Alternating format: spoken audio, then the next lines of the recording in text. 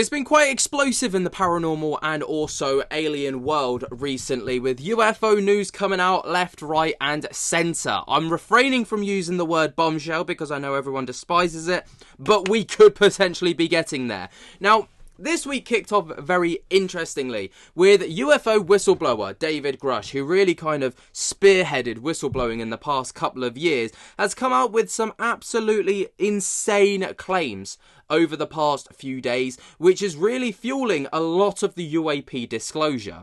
Representative Eric Burleson has made the headlines recently with some comments regarding David Grusch. Now, you may remember David Grusch as the man that sat in front of Congress in 2023 alongside Ryan Graves and gave a hard-hitting testimony to Congress about what he knew about the UAP topics. And this all obviously came after the News Nation interview with Ross Coulthart, where he basically blew the lid on everything UFO to the point where, I'm gonna say the word, it was bombshell.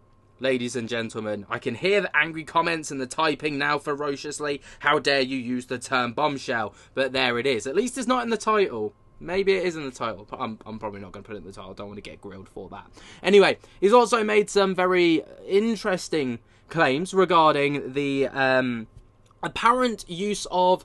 Well, apparently David Grusch has briefed President Donald Trump of the United States of America on some other things as well, which he's then recently gone back on, and it's quite messy. But obviously, he's made some serious notable claims regarding taking significant actions regarding David Grusch, a former US Air Force officer and intelligence official turned UFO whistleblower, particularly in the context of UAP investigations. Now, the first thing that he did was hired Grusch as a special advisor. So this happened in March of 2025 when Burleson announced that David Grusch would be appointed as a special advisor to his office for the 4-month term, focusing on UAP issues and promoting government transparency.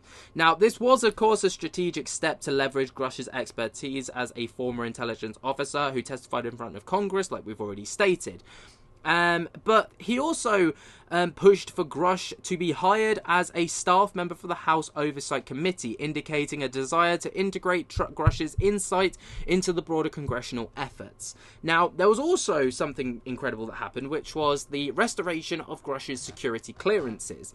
Now, Burleson actually worked to try and reinstate Grusch's top secret security clearance, which had been revoked, to enable him to share sensitive information in a secure compartmented information facility, otherwise known as the SCIF. So if you hear about that, that's what that's about. By May of 2025, Burleson confirmed that Grusch's clearance was actually restored, paving the way for a planned SCIF briefing during the designated UAP week starting May 12th. Now, we did talk about that back in May when that kind of kicked off. Now, there was also claims about Grusch's insight and briefing. So Burleson describes Grusch as a wellspring of insights into UAP matters, suggesting his involvement has illuminated the path for UAP caucus and the Oversight Committee.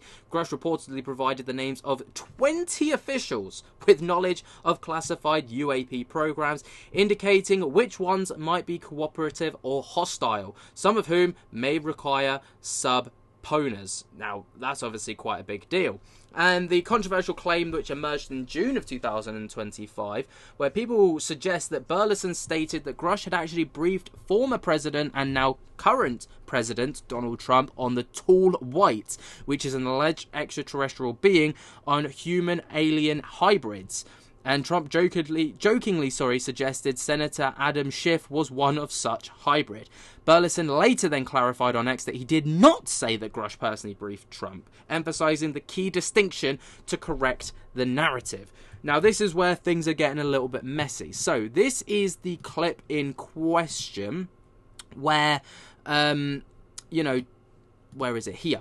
Where this is where he says about the aliens and Grusch briefing Trump. That the Nordic people or the Nordic aliens are like a few hundred years more advanced than we are, but they're not super advanced. They're not like, he said, the Greys, whatever is sending the Greys is extremely advanced, like thousands and thousands of years more advanced than us.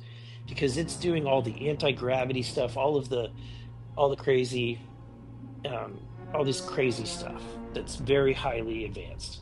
And a lot of it is what he says with the Greys is psionic.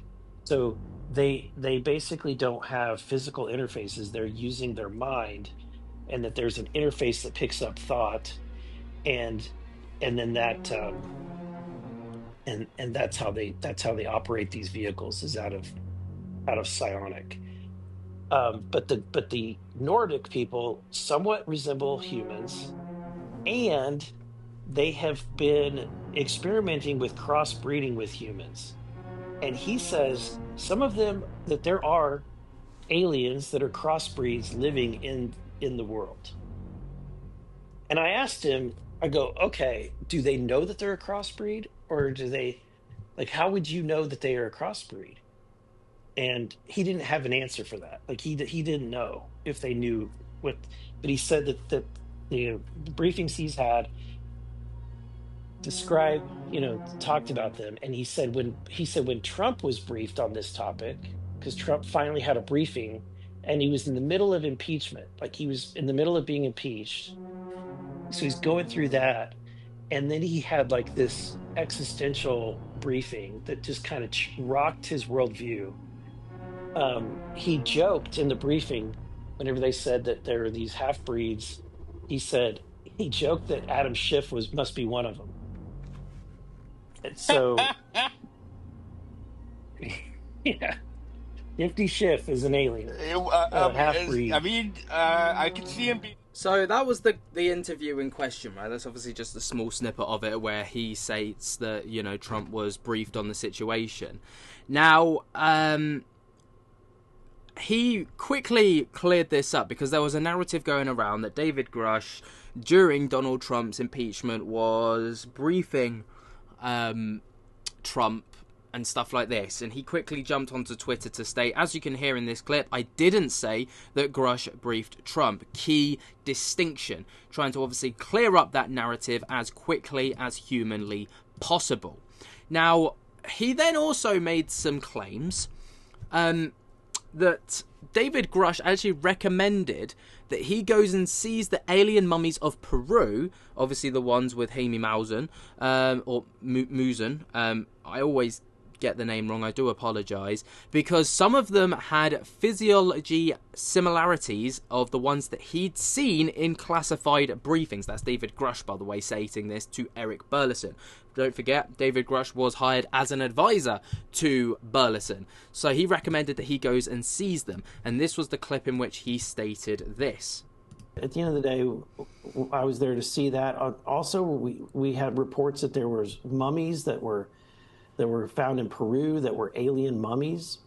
And whenever I spoke with David Grusch, who was the whistleblower from the Pentagon that studied this stuff, I was actually probably not going to go because I thought that there's no way that that's real. And he recommended that I do because he said that based on the physiology of what he's seen in some of these mummies, not all of them, some of them are faked, but some of the mummies that exist in Peru, that based on the physiology, they are congruent with what he has seen in briefings in his former role. Really interesting, because obviously the mummies from Peru, the Jaime Maussan and all the rest of it have kind of presented in front of the Mexican congressional people, have been ridiculed. But you've then got David Grusch, on the other hand, saying you should probably go and check these out because these are actually quite concurrent with what I've already seen in other places and stuff like this. Does that add a bit of weight to these? I don't know. That wasn't where it ended, though, as after a little bit more research, I found some more insane claims from whistleblower David Grusch with regards to some of the absolutely crazy things that have been going on recently.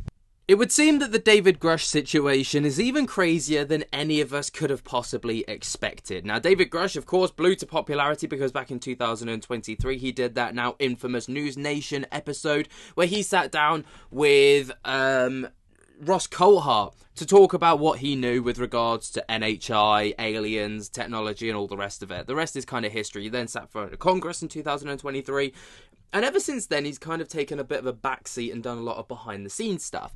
But it seems that he's still got a lot of influence in the UFO space, and he's still talking in a lot of people's ears. As, of course, Representative Burleson has recently taken him on as a personal advisor for the next 4 months with regards to his UAP stuff that he's going to be doing within Congress.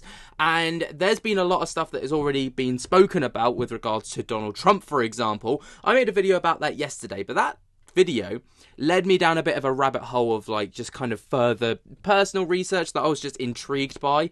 And the more that I found, the more I was like, whoa, David Grusch has been talking to a lot of people about a lot of different stuff, and I thought I'd just share it in a video. So first person he's spoken to away from Burleson is Matt Ford, right? So Matt Ford, of course, is another person who's very into the UAP topic, and apparently David Grusch recommended that he speak to Reed Summers, who is of course the son of Marshall Summers, who claimed to since the 1990s to be in contact with aliens and channel messages from aliens.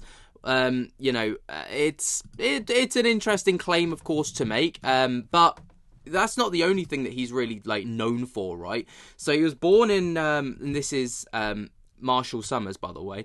Born in January 28th, 1949, he was an American spiritual leader who claims to have received divine revelation since 1981 following an encounter with a, quote, angelic presence in the American Southwest. He founded a Society for the New Message in 1992, a non-profit organization that promotes his teachings and work blends spirituality, exotheological theology, and also warnings about global challenges, including alien contact.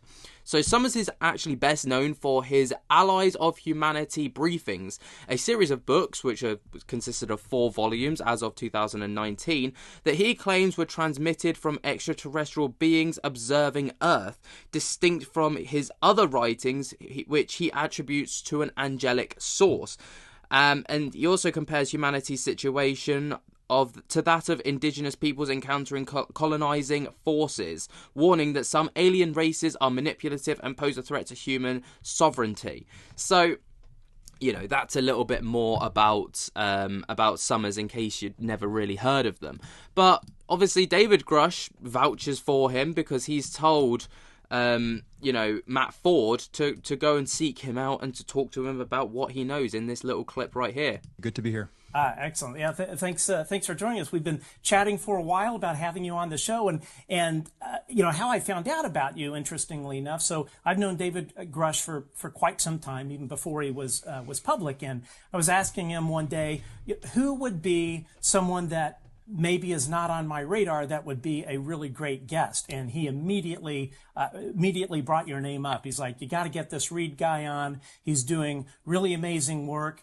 And so thanks for joining.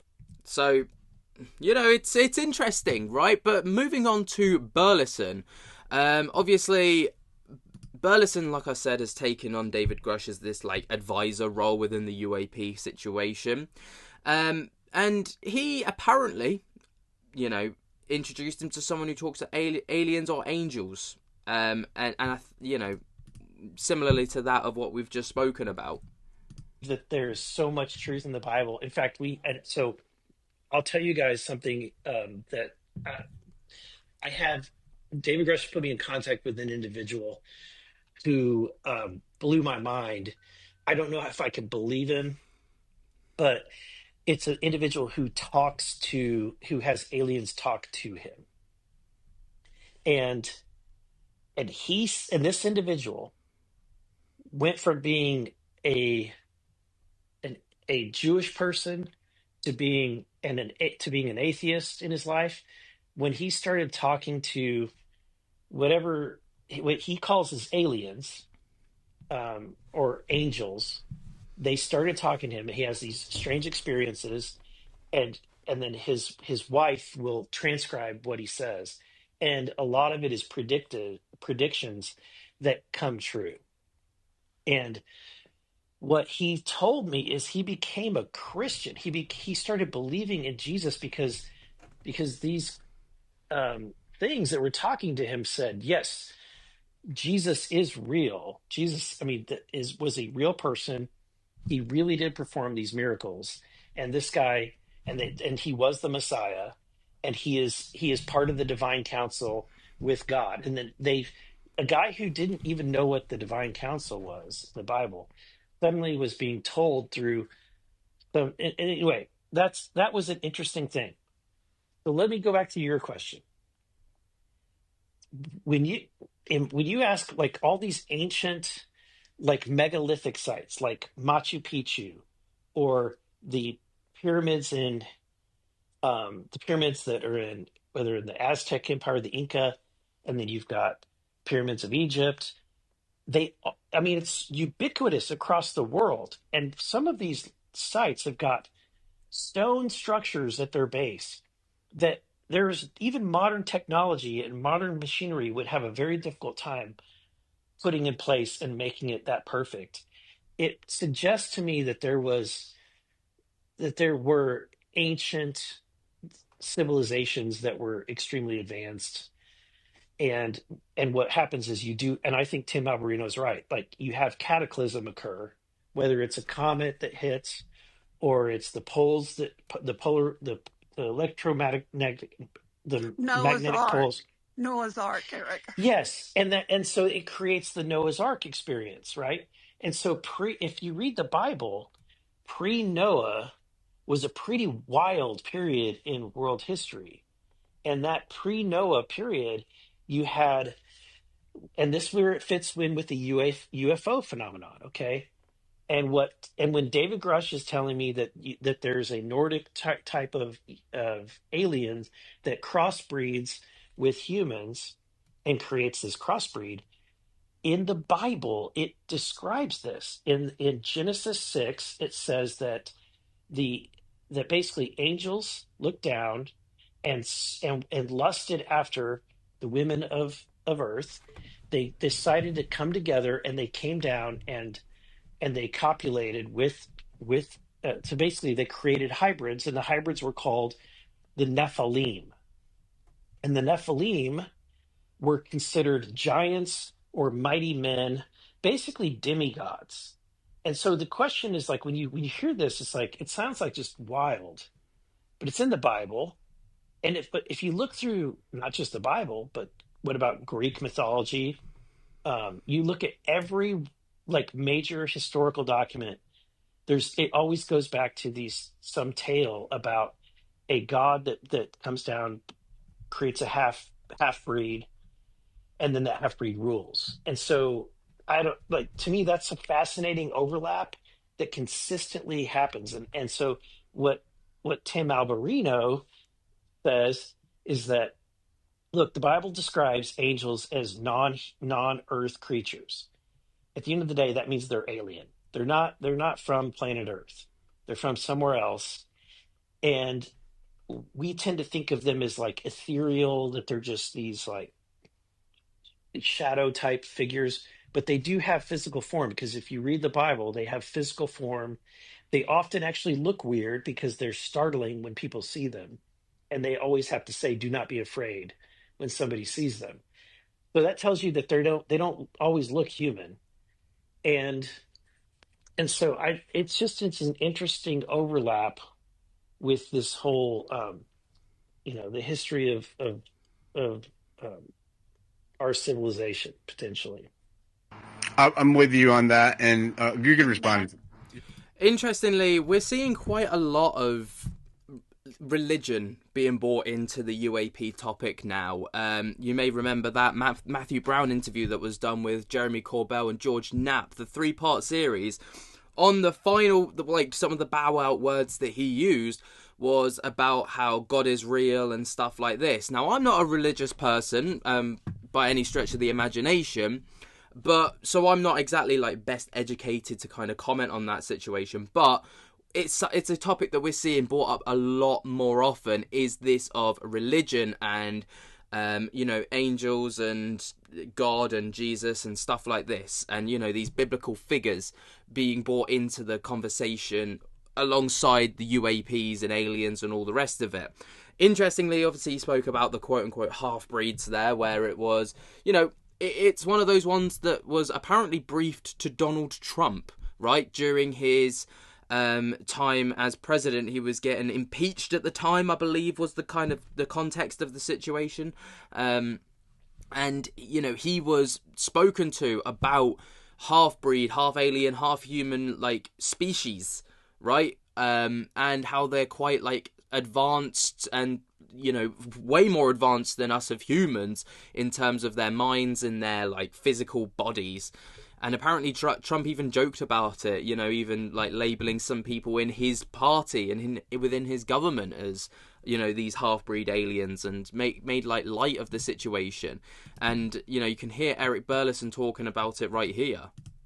That the Nordic people or the Nordic aliens are like a few hundred years more advanced than we are, but they're not super advanced. They're not he said the Greys, whatever is sending the Greys is extremely advanced, like thousands and thousands of years more advanced than us, because it's doing all the anti-gravity stuff, all the crazy, all this crazy stuff that's very highly advanced. And a lot of it is what he says with the Greys is psionic. So they basically don't have physical interfaces. They're using their mind, and that there's an interface that picks up thought, and then that and that's how they operate these vehicles, is out of psionic. But the Nordic people somewhat resemble humans, and they have been experimenting with crossbreeding with humans. And he says some of them, that there are aliens that are crossbreeds living in the world. And I asked him, I go, okay, do they know that they're a crossbreed, or do they, how would you know that they are a crossbreed? And he didn't have an answer for that. He didn't know if they knew what, but he said that the briefings he's had talked about them. And he said when Trump was briefed on this topic, because Trump finally had a briefing, and he was in the middle of impeachment, he was in the middle of being impeached. So he's going through that, and then he had this existential briefing that just kind of rocked his worldview. He joked in the briefing, whenever they said that there are these half breeds, he joked that Adam Schiff must be one of them. And so, yeah, Nifty Schiff is an alien, half breed. I mean, I could see him being. It's wild, isn't it? The claims that are being made and things like this, it is actually quite wild. Apparently, if it rocks Donald Trump's worldview, then who knows, man? Who knows? All very interesting stuff. What do you guys think? Obviously, David Grusch getting in the ears of a lot of people, telling them to all kind of communicate with one another. I think David Grusch has kind of stood the test of time when it comes to whistleblowers. We've seen whistleblowers come and go. Jason Sands, for example, he was quite short-lived. I don't know what he's up to these days. Matthew Brown, obviously, he's very recent, so, we've got to give that one a bit of time. Other people along those lines, right, they've come and they've gone, only the, for example, Dr. Stephen Greer, Bob Lazar, David Grusch now, he's been through the rigorous, been put through the ringer, everything being kind of, thrown against him, but he seems to still be here and very, I guess, reputable to people in power. So, it's bombshell! Then we had arguably one of the biggest UFO video releases in the last couple of months, and that is of the Mosul UFO, which was released by a Freedom of Information Act, thanks to Jeremy Corbell and George Knapp, who promoted it on their Weaponized podcast. But it was from a Freedom of Information Act that has basically led to this video finally being released to the public. Boy, oh boy, do we have a bombshell today. Yes, it's bombshell. Yes, it's insane. Yes, it's crazy. Yes, it's wild. Yes, it's every other word that people hate to see in YouTube titles and thumbnails these days, but it's bombshelling. And if I don't get a bombshell in the comment section from this video, then I don't know what will ever be more deserving of a bombshell, as the Mosul UFO or orb video is now public information via a Freedom of Information Act. Now, you may remember back in, I think it was 2023, Jeremy Corbell and George Knapp released a snapshot of the Mosul orb, right? And it was captured over Iraq back in 2016, but the full video had not been released whatsoever. Until yesterday, when the full video was actually released and was caught by someone who put in a Freedom of Information Act, fought through the litigation, won it, got the video, and has released it to the world. This is said video, and then we're going to talk about it.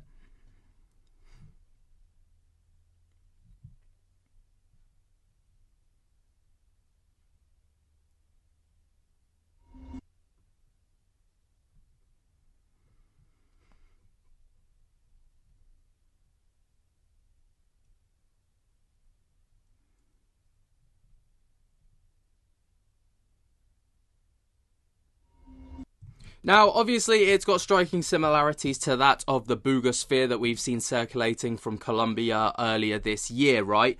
But this goes way beyond that, because this has been in the rumour mill for a very, very long time. So, it's just a 4-second clip. Obviously, that was an extended version that I've just shown you, because it was slowed down just to kind of get a better grip, an idea of what it was. But it was captured over Mosul in Iraq on April 16th of 2016 at roughly 9:47 a.m. UTC. Reportedly by a CIA reconnaissance aircraft. The video was released publicly via the Weaponized podcast, and following, well, became public information following a Freedom of Information Act lawsuit, which was filed by investigative journalist Dustin Slaughter, who's got probably the best name in the world, against the US Air Force and National Air and Space Intelligence Center, otherwise known as the NASIC. And the footage shows a metallic spherical object obviously moving slowly without visible wings, rotors, or propulsion, defying conventional explanations. Now, the background of this is even more intriguing than that of the video itself. So, a still image from the video was actually first shared back in 2023 by journalist Jeremy Corbell and George Knapp, sparking interest within the UAP community, as you can imagine. And the full video was, of course, obtained by Slaughter's FOIA litigation, which he discussed on the Weaponized podcast with Corbell and Knapp, which dropped yesterday. Now, the object is described as a, quote, metallic orb, which moves with apparent intent and maintains altitude without discernible propulsion, ruling out earlier theories that this was a puddle or a lens artifact, as that was what was kind of getting thrown around the rumour mill when this image was first released by Jeremy Corbell and George Knapp back in 2023. And the US military and intelligence community classify it as a UAP. Obviously, you know, that's quite a big deal. Unable to identify it. And the release has seen it as a victory for UAP transparency, with ongoing efforts to secure more footage. Now, obviously, as you can imagine, the internet's got their hands on it and have, you know, thoroughly attempted to debunk it. But as of right now, the theories are few and far between. I think people are just kind of captivated by what they've seen. But this, like I say, was released on the Weaponized podcast on an episode entitled The Return of the Mosul Orb UAP. What does this mean for transparency? Weaponized episode 81. I highly recommend that you do go over and check out the full clip for yourself and the full video. It's not one of their longest ones. It's only about 30 odd minutes, but they sit down with Dustin Slaughter to kind of talk about everything that goes on. But within it, obviously, they released the initial video, like we've already seen. They talk about how the still image was captured back in January, or was released back in January of 2023, sorry. They talk about the FOIA litigation and how difficult that actually was. So, you know, it was actually, like we've already stated, obtained by the investigative journalist Dustin Slaughter. But the lawsuit was actually filed back in 2024. After a request of 2023, right? So this has been in the running for about 2 years, roughly 2 or 3 years. So, you know, this is quite a big deal. But the video, obviously, as we know, shows this orb similar to that of the Boogosphere that we've seen coming out of Colombia. There are other spheres that are coming out, but nothing quite like this. There was an initial analysis that was conducted by Joint Base Langley and NASIC, and the video also included a classified UAP briefing by the Office of Naval Intelligence on May 1st of 2020. And the video was part of a 2021 ODNI preliminary assessment on UFOs, which analysed 144 cases, explaining only one. Can we talk about that for a second? Obviously, 144 cases analysed, labelled as UAP, and only one could be explained. And this is one of the videos that could not be explained. So there's 142 other cases and videos that have not been explained. Now, obviously, the big push for investigative journalists like, like people like we've just seen, like Dustin Slaughter, George Knapp, Jeremy Corbell, all the rest of it, this is going to be a huge boost in their efforts, because if they've won one, they'll be like, right, we can push on for the next, and we can get a bulk load of videos potentially together and release them to the internet, which would help with UAP transparency. At least that's the idea that is kind of discussed within the podcast. Now, obviously, there are always going to be challenges and uphill battles when it comes to this kind of thing. Obviously, this was a 2-year litigation to try and just release one single video, which is tough graft. It's tough graft. But the Pentagon's All-Domain Anomaly Resolution Office, or ARROW, was criticised for not releasing the video earlier, instead releasing a similar looking but unrelated footage describing it as sleight of hand. So, you know, catching strays there are ARROW from these investigative journalists. Many people kind of back this sentiment, being like, why wasn't this released sooner? You know, if you've got it, why not just pump it out? Do you know what I mean? Like, it's there. And if an investigative journalist can get their hands on it and can go through an FOIA, litigation, surely it'll be so much easier for ARROW, who are supposed to be the poster boys for transparency in the UAP topic, to just get their hands on it, release it, and just, let the world do what it needs to do with it. It's never that easy, though, is it? Now, the release obviously sets a precedent for the FOIA litigation to obtain UAP-related materials, with Slaughter's success attributed to the Tennessee of pro bono legal support. Now, the release is seen as a victory for UAP transparency, as is discussed within the podcast, encouraging more targeted FOIA requests and the flood zone to force government disclosure. Corbell and Knapp plan to work with Slaughter to pursue specific UAP files, leveraging legal strategies to access more government-held footage. Now, obviously, how successful they are is yet to be seen. The government has their ways, I suppose, of kind of shutting this shit down before it gets too out of hand. This video was most likely deemed one of the lesser concerning videos, maybe. But obviously, these guys have seen this as a huge win, as in my opinion they should. They've obviously released it as well to the general public, and this is kind of what Jeremy Corbell and George Knapp had to say about it when they released it on the Weaponized podcast. This is an example of one of the UFOs that our military and intelligence community is looking at. It's just one of many images. This one is actually a still from a video.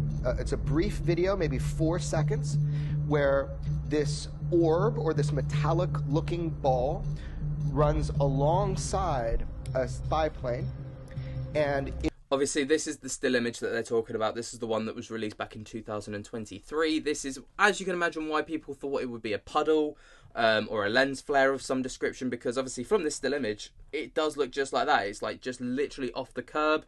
It does look like it could just be a puddle with the light refracting off of the puddle, but now with the video, we've got greater context. It is shown in this footage moving alongside the plane without dropping in altitude at all. Essentially, what we have here is a video that the UAP Register obtained through FOIA litigation, which is Freedom of Information Act lawsuit, essentially.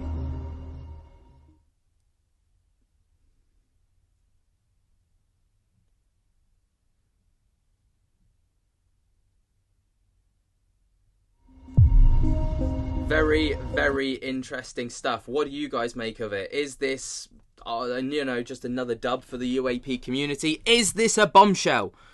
Let me know down in the comments. I am really refraining from putting it in the title, ladies and gentlemen, so please just let me have that little win. It's so bombshelling. But that then led to some very serious questions being asked of Arrow figurehead Sean Kirkpatrick, who made some comments in front of Congress regarding the Mosul UFO over in Iraq, stating that it was all the footage that they had, where maybe he may have potentially been lying. The Mosul orb has caused quite the stir in the UFO community, as now there are fingers being pointed at Arrow figureheads like Sean Kirkpatrick for lying in front of Congress regarding all of the information that they allegedly had with regards to the Iraq UFO that came out a couple of years ago. So, in case you missed it, right, a video circulated about 2 years ago from of a UFO flying over an active combat zone in the Middle East, right? This was shared by the New York Times especially. It went kind of mega viral, and Sean Kirkpatrick made some comments on it. But this was the video that was allegedly captured, right? So this was footage from a mission report 7750-816 from the 12th of July 2022, right? So this is now unclassified footage. You've probably seen the footage before.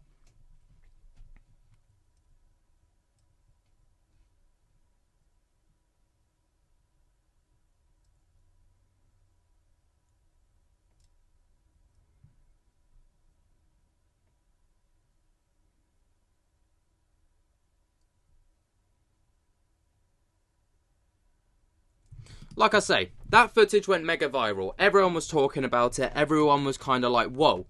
And people were looking to Arrow, because Arrow had kind of been newly formed around this time, to look into this and to be able to, like, to give disclosure, because everyone was really trusting of Arrow at this time, because they obviously came out onto the scene. They'd just come out and they were like, yeah, we are going to be the ones to deliver disclosure to the people. We are going to investigate these UFO reports, and we are going to give you the absolute truth and nothing but the truth. And obviously this was all spearheaded by Sean Kirkpatrick at the time, and people were looking to him to be open and honest. And there was a Senate hearing with regards to Dr. Sean Kirkpatrick, who testified and even spoke about said clip, right, and stated this within the Arrow reports. Next slide. So I'm going to walk you through 2 cases that we've declassified recently. This first one is an MQ-9 in the Middle East, observing that blow up, which is an apparent spherical object via EO sensors. Those are not IR. If you want to go ahead and click that and play it.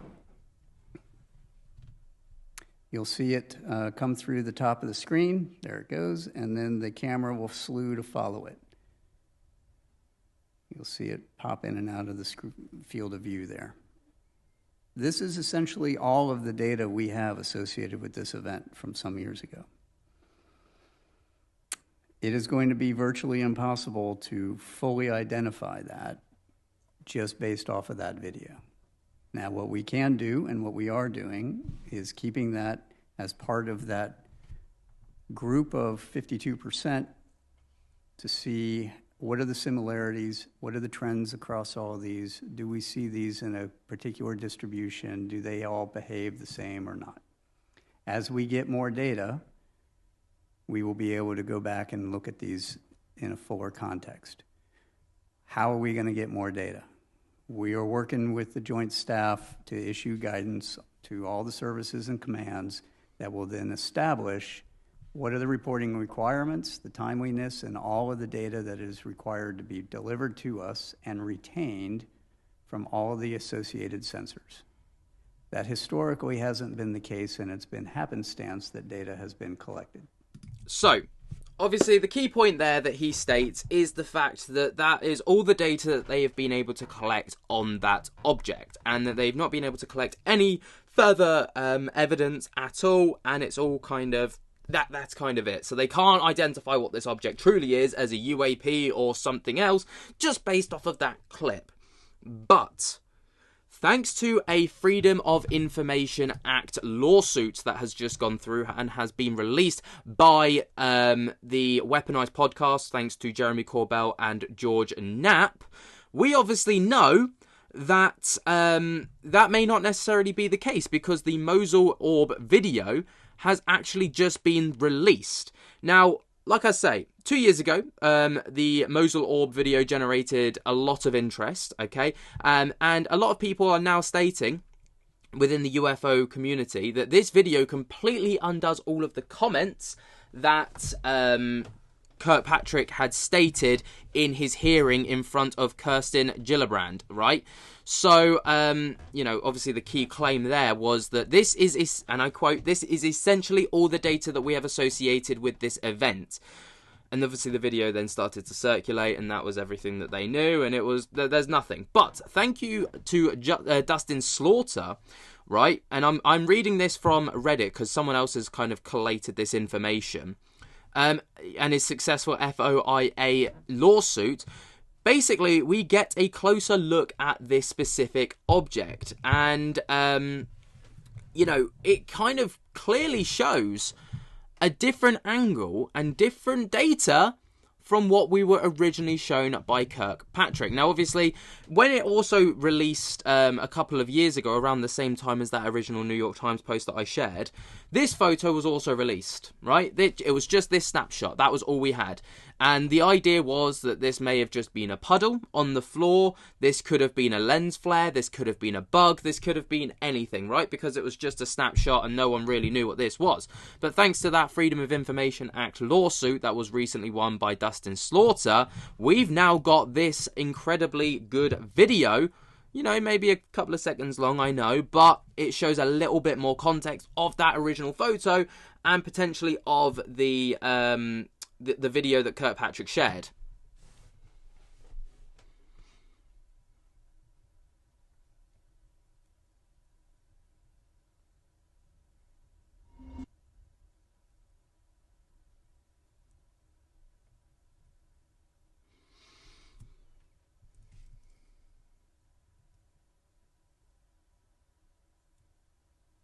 Now, obviously, based off of that video, we can tell that that's not a puddle or a lens flare. It could possibly still be a bug, and the jury is still out about whether this is a genuine UFO or not. But it has raised a lot more questions than answers, and that's for sure. And like I say, the finger is now being pointed at Sean Kirkpatrick more in particular, because obviously, this is a similar object, or it might even be the same object. It does look very similar to the original video from another type of equipment. Now, the original was from an MQ-9 Reaper UAV, though it could have been from a second camera from the same MQ-9. Obviously, that's what was reported by Sean Kirkpatrick there. Even if it's a much shorter clip, the original video released 2 years ago. Clearly, the video Kirkpatrick showed was not all of the data associated with this event, as we now have more data with Slaughter's video. So obviously, if Arrow are willing to come forward, and this is the idea that ufologists are taking, alright, and he's willing to sit and testify that this is all the information that they've got with regards to this stuff, but then later on, a Freedom of Information Act clearly details that there is more information on this. What more do they know about the UFO videos that they've put to bed and stated this is all that we've got? That's the kind of questions that are being asked. Now, there are other possibilities, all right? Now, it is fair to clear this up, obviously, and this is also mentioned within the Reddit article that I'm reading here. Now, the other possibilities that have been mentioned are that he only had the footage and didn't yet have access to the other more close-up footage, though the Redditor does state, "I find this unlikely since the original footage is much longer and even Slaughter was able to get his hands on it now." And the other possibility for Kirkpatrick in his defense is that he was simply generalizing and felt like this additional footage added no extra data, so he wasn't being careful enough with his wording and felt that it wasn't worth mentioning. And again, the Redditor does state, "I find this unlikely since we only have this very short clip," meaning that a longer clip with this type of better fidelity would be worth mentioning to the senators. Now, obviously, it's absolutely insane, right? Because people are kind of jumping on this, being like, ufologists are being too hypercritical. You know, clearly maybe he just didn't have the data. Some people are saying that this is a completely unrelated clip entirely, and this is just a completely different instance, which would mean that it would be null and void. I'm trying to cover all bases here. I'm not trying to point the finger at Kirkpatrick myself. I'm just relaying the data that other people have put out there and trying to add some kind of potential context, and then just open the floor to you guys in the comments to be like, well, I think he's lying for this reason, or I think that this is absolute BS from this Redditor because X, Y, and Z. Let me know what you guys think down in the comments below. Truly, I am intrigued by this one because, you know, I'm intrigued just to see what people have to say about this. And to wrap up the week, we've got Arrow's former director and acting director, Tim Phillips, who exposed some insane things with regards to UFOs inside the Department of Defense and the way that their government may potentially be covering up some of the crazy things going on in government. What do you guys think about this news? Let me know your thoughts and opinions down in the comments below. While you're down there, jump to get the hell out of that like button. I look forward to another fresh week of just insane bombshells. But let me know what you guys think down there. Drop a like while you're down there and subscribe. And until next time, I'll speak to you later. Peace.